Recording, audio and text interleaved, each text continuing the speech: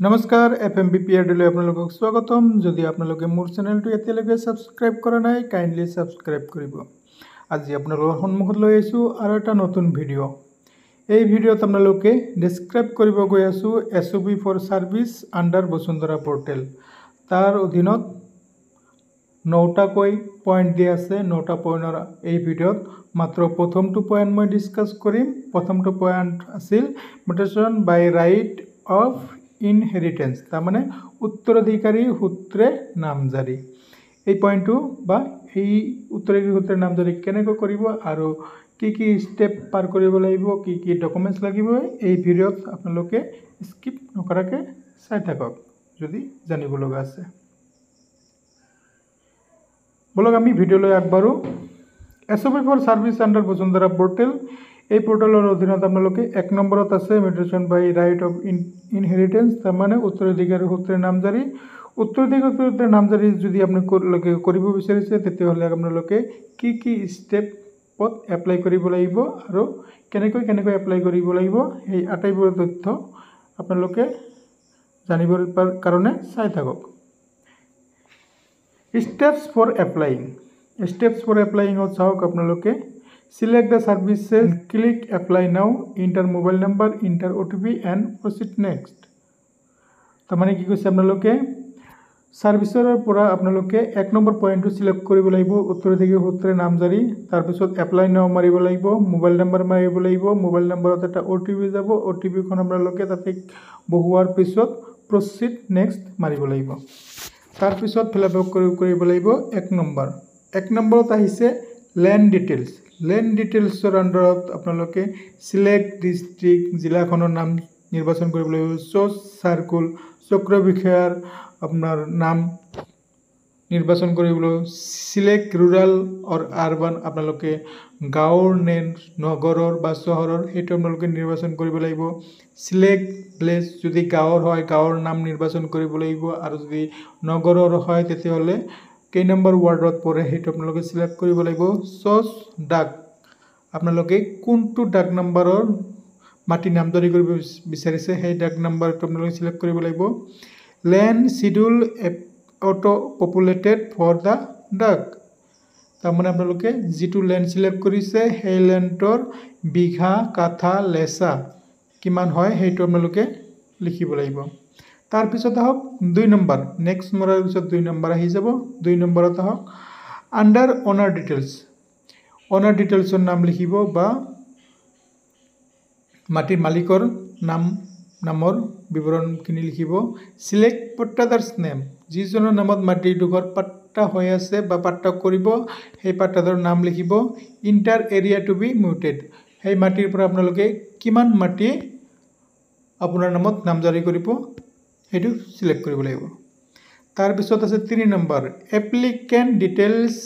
Select yes or no if name of the applicant already in the ডাক, if no is selected then.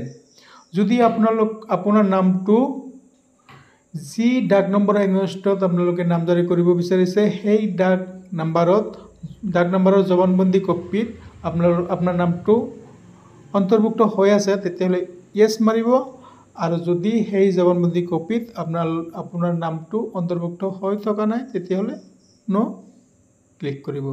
আৰু নো click কৰাৰ পিছত আপোনালোকৰ এই ডিটেইলছখিনি আপোনালোকে লিখিব লাগিব। ইণ্টাৰ নেম ইন ইংলিছ, আপোনাৰ নাম ইংলিছত লিখিব লাগিব। ইণ্টাৰ নেম ইন এছামিছ, আপোনাৰ নাম এছামিছত লিখিব লাগিব। সিলেক্ট জেণ্ডাৰ, আপুনি পুৰুষ হয় নে মহিলা হয় সেইটো সিলেক্ট কৰিব লাগিব। Inter Guardian name in English, আপোনাৰ পৰিয়ালৰ মুৰব্বীৰ নাম ইংলিছত লিখিব লাগিব। ইণ্টাৰ গাৰ্ডিয়ান নেম ইন এছামিছ, আপোনালোকৰ পৰিয়ালৰ মুৰব্বীৰ নাম এছামিছত লিখিব লাগিব।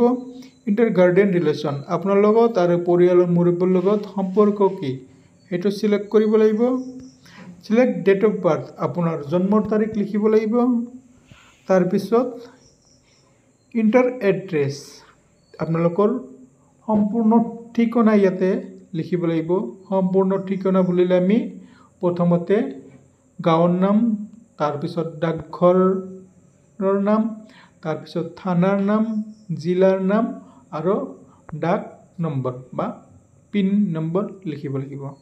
তাৰপিছত আহক ভেৰিফাই সিলেক্টেড মোবাইল নাম্বাৰ আপোনালোকৰ মোবাইল নাম্বাৰটো ভেৰিফাই কৰিব লাগিব তাৰপিছত সেভ এপ্লিকেশনত মাৰি দিয়ক সেভ এপ্লিকেশনত মাৰাৰ পিছত আপোনাৰ ডিটেইলখিনি সেভ হৈ গ'ল তাৰপিছত এটা অপচন আছে এড মোৰ এপ্লিকেন্ট ফৰ মাল্টিপল এপ্লিকেন্ট যদি আপোনাৰ সেই মাটিডোখৰ এজন বা তাতকৈ বেছি দুজন বা তাতকৈ বেছি মানুহৰ নামত নামজাৰি কৰিব বিচাৰিছে তেতিয়াহ'লে এড অপচনত ক্লিক কৰিব আৰু নতুনকৈ আকৌ সেই মানুহজনৰ বিৱৰণ লিপিবদ্ধকৰণ কৰিব লাগিব 4 নম্বৰত আছে upload documents choose the file and upload আপোনালোকে যিখন ডকুমেন্টস আপলোড কৰিব এই আপলোড কৰা ডকুমেন্টসখন ম্যাক্সিমাম 2 MB হ'ব লাগিব সেই ডকুমেন্টসটো PDF JPG বা PNG হ'ব লাগিব এই তিনিটা ফৰমেটে এলাও কৰিছে PDF JPG আৰু PNG কি ডকুমেন্টস আপলোড কৰিব লাগিব সেইখিনি চাই লওক আপলোড ডেথ সাৰ্টিফিকেট যিজনৰ নামত মাটিডোখৰ পাট্টা হৈ আছিল বা নামজাৰি হৈ আছিল সেই মাটিডোখৰ যদি আপোনাৰ নামত নামজাৰি কৰিব বিচাৰিছে সেই কাৰণে আপোনাৰ মৃত ব্যক্তিৰ সাৰ্টিফিকেট বা ডেথ সাৰ্টিফিকেট বা মৃত সাৰ্টিফিকেটটো আপোনালোকে আপলোড কৰিব লাগিব তাৰপিছত সেই মৃত ব্যক্তিৰ লগত আপোনাৰ লগত সম্পৰ্ক কি এইটো লিংকেজ ডকুমেন্ট সিলেক্ট কৰিব লাগিব আৰু আপলোড কৰিব লাগিব লিংকেজ হিচাপে আপোনালোকৰ যদি কোনো ডকুমেন্টস নাথাকে তেতিয়াহ'লে গাঁওবোৰৰ পৰা বা গাঁও পঞ্চায়তৰ পৰা বা ৱাৰ্ড কমিশনাৰৰ পৰা বা এফিডেভিট হ'লেও হ'ব তাৰপিছত 5 নম্বৰত ফিল ডিক্লাৰেশ্যন চেক বক্সেছ ডিক্লাৰেশ্যনৰ যিকেইটা বক্সেছ থাকিব সেইকেইটা বক্সেছ আপোনালোকে ফিল আপ কৰিব তাৰপিছত ভিউ এপ্লিকেশ্যন আপোনালোকে যিবোৰ ডিটেইলছ ফিল আপ কৰিলে সেই আটাইবোৰ ডিটেইলছ ভিউ এপ্লিকেশ্যন গৈ চেক আপ কৰি ল'ব তাৰপিছত accept agreement and submit application check কৰাৰ পিছত যদি আপোনাৰ কোনো ভুল নাথাকে তেতিয়াহ'লে একচেপ্ট এগ্ৰিমেণ্ট এণ্ড ছাবমিট এপ্লিকেশ্যনত ক্লিক কৰিব আৰু যদি কোনো ভুল থাকে তেতিয়াহ'লে এডিট অপশ্যনত গৈ বা বেক কৰি আপোনালোকে সেইটো কাৰেকশ্যন কৰাই ল'ব ছাবমিট কৰাৰ পিছত ডাউনলোড জেনেৰেটেড তাৰমানে আপোনাৰ এগেইনষ্টত এটা একনলেজমেণ্ট ৰিচিপ্ট জেনেৰেট হ'ব সেইটো আপোনালোকে ডাউনলোড কৰি প্ৰিণ্ট আউট কৰি ল'ব আৰু সেইটো ভালকৈ ৰাখি দিব যাতে ফিউচাৰ ৰেফাৰেন্সৰ কাৰণে এই ভিডিঅ'টো যদি আপোনালোকৰ ভাল লাগিছে তেতিয়াহ'লে মোৰ চেনেলটো সাবস্ক্ৰাইব কৰিব লাইক কৰিব শ্বেয়াৰ কৰিব আৰু নতুন নতুন ভিডিঅ' পাই থাকিবলৈ বেল আইকনত ক্লিক কৰিব আজিৰ কাৰণে ইমান